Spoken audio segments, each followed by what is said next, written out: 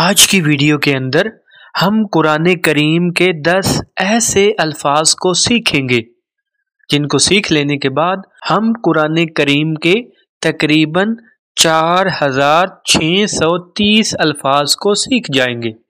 ہمارا پہلا لفظ ہے رحمتہ۔ یہ قرآن کریم میں 114 دفعہ آیا ہے۔ ہمارا دوسرا لفظ ہے رحمان۔ یہ قرآن کریم میں تقریباً 57 دفعہ آیا ہے۔ ہمارا تیسرا لفظ ہے علیم۔ یہ قرآن پاک میں تقریباً 163 دفعہ آیا ہے۔ ہمارا اگلا لفظ ہے علامہ۔ علامہ قرآن کریم میں 41 دفعہ آیا ہے۔ ہمارا اگلا لفظ ہے عالمہ۔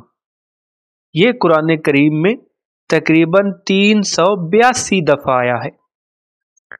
ہمارا اگلا لفظ ہے رب۔